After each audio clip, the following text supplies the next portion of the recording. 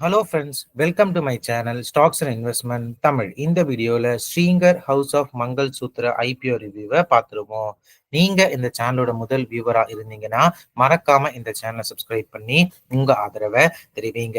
Already சப்ஸ்கிரைபராக இருந்தீங்கன்னா உங்கள் ஆதரவுக்கு மிக்க நன்றி. டிஸ்க்ளைமர் என்னன்னா, நாங்கள் சிப் ரிஜிஸ்டர்ட் ஃபினான்ஷியல் அட்வைசர் கிடையாது.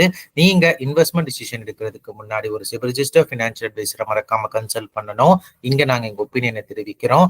எஜுகேஷனல் பர்பஸுக்காக இன்வெஸ்ட்மெண்ட் அட்வைஸா நீங்க எடுத்துக்க கூடாது. இந்த கம்பெனி வந்து பாத்தீங்கன்னா இந்த மங்கள் சூத்திர, அதாவது மாங்கல்யம் வந்து டிசைன் பண்ற கம்பெனியா இருக்காங்க. அது வந்து இந்த கார்பரேட் கிளைண்ட்ஸ் ஹோல்சேலர்ஸ்க்கு வந்து மேனுஃபேக்சர் பண்ணி கொடுக்குற கம்பெனியா இருக்காங்க.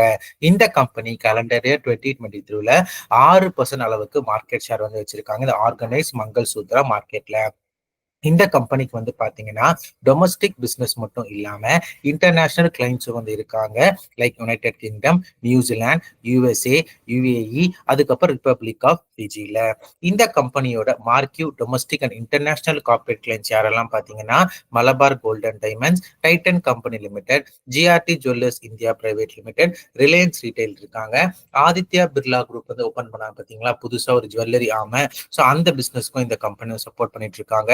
அது மட்டும் இல்லாம ரீசெண்டா டைட்டன் வாங்கின இந்த தமாசும் வந்து பாத்தீங்கன்னா இந்த கம்பெனியோட மார்க்யூ கிளைண்டா இருக்காங்க. ரெவன்யூ இயர் ஆன் இயர் இந்த கம்பெனிக்கு பினான்சியல் 2024-2025ல 29.80%, 2023-2024 வந்து 15.92% அளவுக்கு வந்து இருக்குங்க. இந்த கம்பெனியோட ரிஸ்க் ஃபேக்டர்ஸ் என்னன்னு சொல்லி பாத்தீங்கன்னா இந்த ரீசெண்ட் டைம்ல ட்ரேட் ரிசீவபிள்ஸ் இந்த கம்பெனிக்கு கொஞ்சம் அதிகமாவே இருக்கு. இந்த கம்பெனி வந்து பாத்தீங்கன்னா ரீசெண்ட் டைம்ல அந்த அளவுக்கு எக்ஸ்பான்ஷன் இல்லைனாலும் ஆப்ரேட்டிங் ஆக்டிவிட்டிஸ் கேஷ் ஃப்ளோ இந்த கம்பெனிக்கு வந்து நெகட்டிவா இருக்கு. பிளஸ் இந்த கம்பெனி வந்து பாத்தீங்கன்னா சீசனல் ரெவன்யூ பிசினஸ் இருக்கிற கம்பெனியா இருக்காங்க. அதாவது எப்பவுமே Q2 வந்து இந்த கம்பெனியோட பிசினஸ் ரெவன்யூ அதிகமா இருக்கும். அதை காட்டிலும் Q3 கொஞ்சம் கம்மியா இருக்கும். அதை காட்டிலும் Q4 கொஞ்சம் கம்மியா இருக்கும். Q1 இது எல்லா குவார்டர் கம்பேர் பண்ணல கம்மியா இருக்கும். ஸோ இப்போ வந்து அவங்க வரதுக்கு காரணம் Q2 அவங்க பிசினஸ் நல்லா இருக்கிறனால, இப்போ ஃபெஸ்டிவல் சீசன் வரதுனால இந்த டைம்ல நல்லா இருக்கும். ஸோ அதெல்லாம் ஷேர் பிரைஸ் மூவ்மெண்ட்டும் வந்து பாத்தீங்கன்னா ஸ்டாக் பிரைஸ் மூவ்மெண்ட் நல்லபடியா இருக்கும்னு சொல்லி அந்த காரணத்துல வராங்களான்னு சொல்லி ஒரு கேள்வியும் எழுது. இந்த கம்பெனியோட வேல்யூவேஷன்ஸ் அண்ட் ஜிஎம்பி பாத்தீங்கன்னா ஓவராலா இந்த கம்பெனி போஸ்ட் ஐபிஓ பேஸ்ல 26 டைம்ஸ் ஏர்னிங்ஸ் வந்து கேட்கறாங்க. இது அவங்களோட recent year on year revenue குரோத்தை கம்பேர் பண்ண சொல்லும்போது இன்லைனா இருக்குங்க. கரண்ட் கிரே மார்க்கெட் இந்த கம்பெனி ₹20 12.12% அளவுக்கு இருக்கு.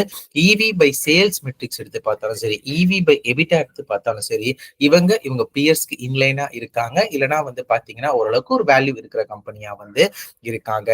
இந்த கம்பெனியோட ஐபிஓ டேட்ஸ் எடுத்து பாத்தீங்கன்னா செப்டம்பர் 10, 2025ல இருந்து செப்டம்பர் 12, 2025 இருக்கு. இந்த கம்பெனியோட ஃபேஸ் வேல்யூ ₹10 ஒரு ஷேர் இருக்கு.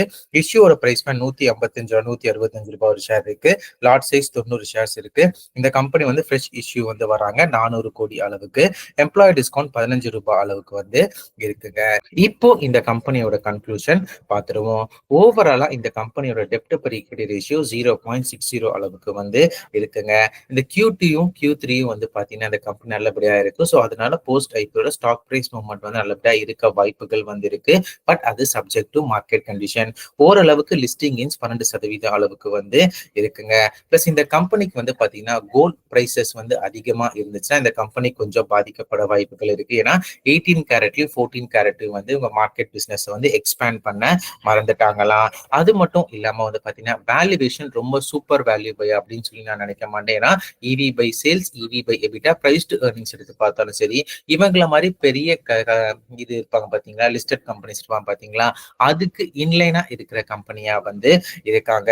ஸோ கரண்ட் மார்க்கெட் கண்டிஷன், அதுக்கப்புறம் கரண்ட் கோல்ட் பிரைசஸ் எடுத்து பார்க்கும் பொழுது ஐபிஓ பிரைஸ் வந்து ஒரு நல்ல ஸ்டாப் லாஸ்க்கு கன்சிடரேஷனா இருக்கும்னு சொல்லி வந்து நான் நினைக்கிறேன். If you are moderate and high risk taking இன்வெஸ்டரா இருந்தீங்கன்னா.